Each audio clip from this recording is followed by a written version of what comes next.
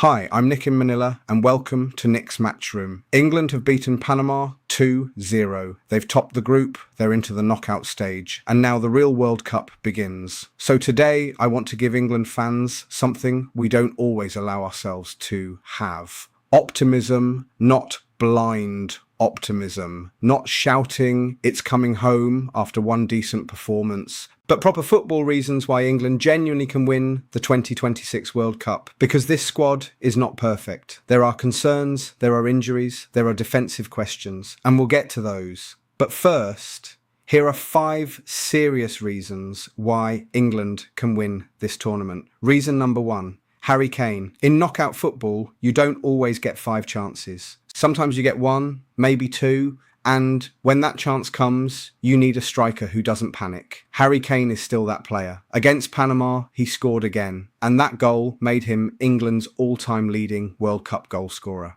That matters. Not just because of the record, because it tells you Kane still delivers when the pressure is on. World Cups are often decided by tiny margins. A header, a penalty, one half chance in the box. And if England need one player to take that moment, I still want Harry Kane standing over it. He gives England something not every country has. A proven tournament goal scorer, a captain, a focal point, a player who understands pressure. You can talk about pace, you can talk about tactics, you can talk about systems, but goals win tournaments, and Kane still gives England a serious chance. Reason number 2, Jude Bellingham.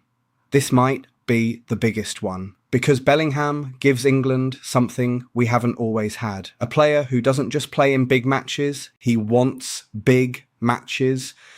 Against Panama, when England were frustrated and needed somebody to make something happen, it was Bellingham who broke the game open. He scored. Then he assisted Kane. That is not just talent, that is influence. There are players who look good when the team is playing well. Then there are players who change the mood of the match. Bellingham is becoming that player for England. He plays with authority. He demands the ball. He carries himself like someone who believes he belongs at the very top level. And in a World Cup knockout match, that matters. Because at some point, England will have a difficult spell. They'll be under pressure. The crowd will be nervous. The game will feel like it's slipping away. That is when you need personalities, not just footballers, personalities. Bellingham gives England that. Reason number 3, Declan Rice gives England balance. This one won't get as many headlines as Kane or Bellingham. But for me, Rice may be England's most important player without the ball. Kane scores the goals, Bellingham creates the moments, Saka threatens defenders, but Rice holds the team together. When England lose the ball,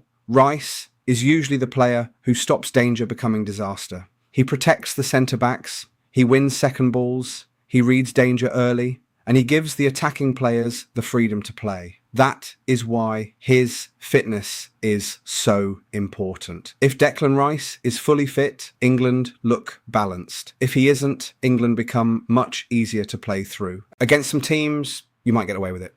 Against Brazil, Argentina, France, or Spain, you probably don't. That's why I think Rice is one of the key reasons England can win the World Cup. Not because he's flashy, not because he'll be on every thumbnail, but because tournament football is about control. And Rice gives England control. Reason number 4, England are dangerous from set pieces. This is not glamorous, but it wins tournaments, corners, free kicks, deep crosses, second balls. One good delivery can change an entire World Cup. In knockout football, matches are tight. Teams defend deep. Space disappears. Open play chances become harder to create. That is when set pieces become massive. England have height, they have delivery, they have players who can attack the ball, and they have enough quality around the box to punish teams who switch off. This is especially important if England face elite opponents. Against Brazil, Argentina, France, or Spain, England may not dominate the ball for long periods. They may not create 10 clear chances, but they might get a corner. They might get a free kick. They might get one moment. And if England can turn those moments into goals, they can beat anyone. Set pieces are not a bonus, they are a weapon. And England have one of the better set piece threats in the tournament. Reason number 5, tournament football rewards organised teams. This is the reason that gives me the most belief, because World Cups are not always won by the team playing the most beautiful football. They are won by teams who manage moments, teams who defend properly, teams who stay calm,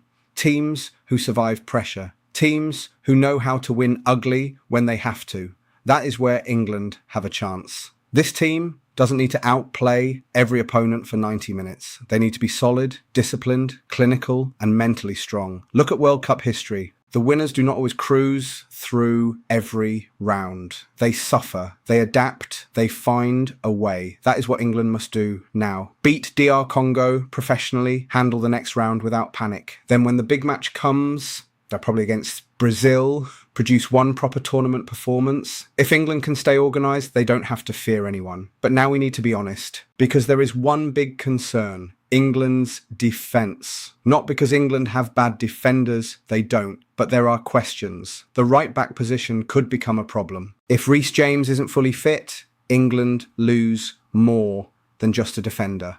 They lose experience, they lose recovery pace, they lose quality on the ball, and they lose a player who, when fit, can handle the highest level. That matters, especially against teams with dangerous wide players. If England face Brazil, that right side will be tested again and again and again. Thomas Tuchel may have to make a difficult decision. Does he trust a replacement? Does he adjust the system? Does he protect that side more carefully? Whatever he chooses, England cannot afford a weakness there, because elite teams find the weak point and they attack it. Then there is the Rice issue. If Rice is fully fit, England can control games. If he is not, the defence becomes more exposed. So for me, England's World Cup challenge comes down to this. The attack is good enough, the midfield has quality, the set pieces can win matches, the mentality is improving. But can England defend well enough against the very best? That is the question, because the route is not easy. DR Congo first, then probably Mexico or Ecuador, then maybe Brazil, then possibly Argentina. And if England get all the way to the final, it could be France or Spain. That is brutal. But that is also what makes this exciting. England are not trying to sneak through a weak tournament. If they win this World Cup,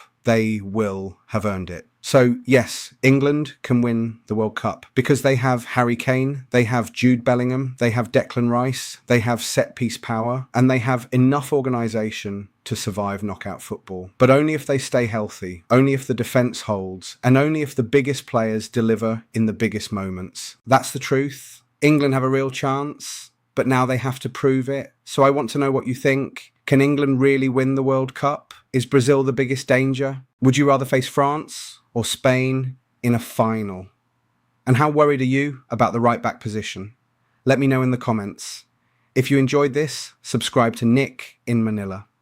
I'm following the whole World Cup journey, predicting every match and breaking down England's road through the knockout stages. This has been Nick's Matchroom. England are still alive. And for once, maybe optimism is allowed.